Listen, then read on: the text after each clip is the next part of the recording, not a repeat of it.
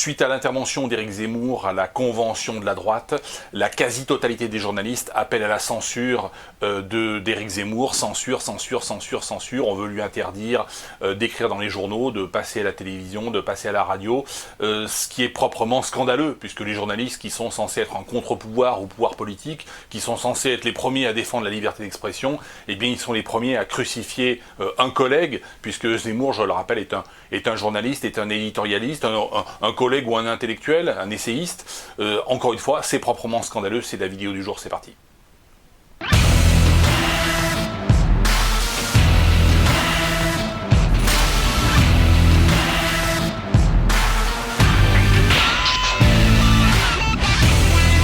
C'est un fait avéré, les journalistes de France 5, d'Arte, de France 2, de TF1, des grands médias mainstream, sont des putes, hein, en grande majorité, pas en totalité, en grande majorité, sont des catins, sont des putains du pouvoir. Dans tous les régimes politiques, il faut savoir que les journalistes, y compris dans les régimes totalitaires et surtout dans les régimes totalitaires, les journalistes sont les plus extrémistes et les plus fanatiques soutiens du régime. Hein, il faut le savoir, beaucoup plus que les hommes politiques, hein, beaucoup plus que les dirigeants, beaucoup plus que les gouvernants. À l'époque de l'occupation et de la France de Vichy et de l'État français, c'était véritablement les journalistes et même les intellectuels vichistes, qui étaient beaucoup plus extrêmes que les dirigeants de l'époque. C'est une constante dans tous les régimes politiques. Notre régime à la dérive ne fait pas exception à la règle, malheureusement.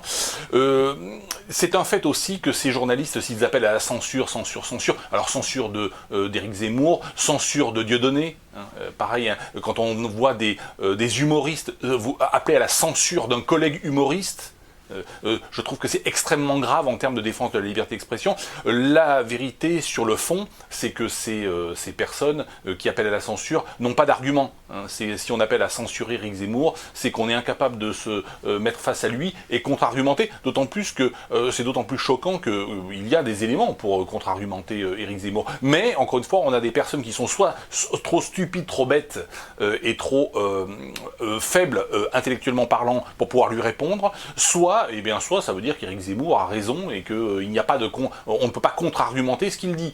Donc en fait, en appelant à la censure, on laisse entendre qu'il n'y a pas de contre-argumentation possible et que toutes les prédictions et toutes les prophéties d'Éric Zemmour vont se réaliser et que l'analyse qu'il fait, elle est 100% pertinente. Moi, je pense qu'elle n'est pas 100% pertinente, hein, on peut toujours discuter, on peut toujours débattre, mais encore une fois, certainement pas en appelant à la censure. Ça, c'est évident. Le fait que les journalistes ou les intellectuels en place, hein, qui ont leur rond de serviette sur les plateaux de télévision, soient incapables de contre-argumenter face à un Zemmour, face à un Soral, face à un Dieudonné ou autre, ça marque aussi la fin d'une époque. C'est qu'on est un petit peu comme à l'époque de l'Allemagne de l'Est sur les dernières années, dans les années 80, c'est-à-dire qu'on a affaire à des journalistes appointés, à des journalistes putassiers, à des journalistes qui sont des prostituées du système, qui n'ont plus d'arguments, et ça veut dire aussi que le système est en bout de course, hein, et ça veut dire qu'on est prêt de changer de paradigme. Alors le changement de paradigme, il va intervenir, je l'ai déjà expliqué, par la faillite de l'État-providence, hein, par la faillite de la social-démocratie. Cette faillite économique, elle va intervenir et elle va déclencher un changement de paradigme très important, et à ce propos, les journalistes collabos devraient se faire un peu de soucis. Parce que les Jean-Michel Apathy et compagnie qui appellent à la censure, censure, censure pour défendre le système, au-delà de défendre la petite personne de Macron, ce qui n'est pas très important, défendre le système, ces gens-là, moi je serai à la place, je me ferai beaucoup de soucis quand le changement de paradigme va arriver et quand l'effondrement économique va arriver. Alors, l'un des arguments des éditorialistes et des journalistes collabos, c'est de dire Éric Zemmour a été condamné pour incitation à la haine religieuse ou raciale, ou pour apologie du terrorisme, ou je ne sais quoi, et donc à partir de là, c'est sur cet argument qu'on doit le censurer et qu'on doit lui interdire toute parole.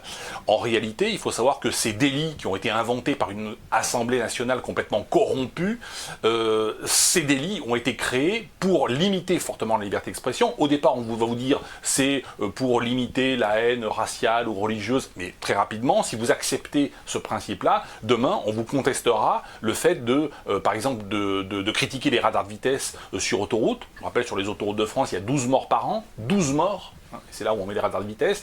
On va vous interdire de contester les impôts, on va vous interdire de contester toutes les lois débiles qui sortent en disant mais attendez, c'est de l'apologie du terrorisme, c'est de l'incitation à la haine.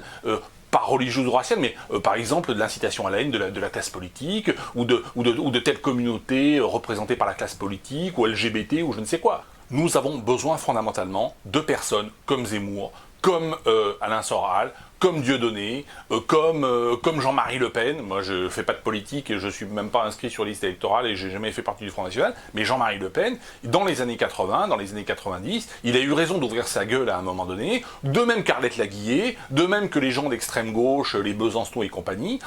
Car, encore une fois, on a besoin parfois de provocation, on a besoin parfois d'outrance, on a besoin parfois de gens qui vont trop loin, oui, parce que c'est vrai que ces personnages, à un moment ou à un autre, sont peut-être allés trop loin, mais on a besoin de cela. On a besoin de cela, justement, pour mettre les débats sur la place publique. Moi, je suis favorable même à ce qu'on puisse, sur les plateaux de télé, inviter des gens, peut-être de l'État islamique. Je ne suis pas défenseur de l'État islamique, loin s'en faut, mais encore une fois, moi, je suis capable d'argumenter ou de contre-argumenter face à ce genre de personnages. Moi, je suis, encore une fois, un combattant, un militant anti-écolo-gauchisme à la Greta Thunberg, à la Yves Cochet ou à la Nicolas Hulot, mais je suis capable d'argumenter face à eux. Je n'appelle pas la censure. Je n'appelle pas la censure de l'État islamique ou à la censure des écolos gauchos, ou à la censure de Jean-Michel Apathy, ou à la censure de Doménac, ou à la censure de Caroline Forest. Je suis capable d'argumenter face à eux.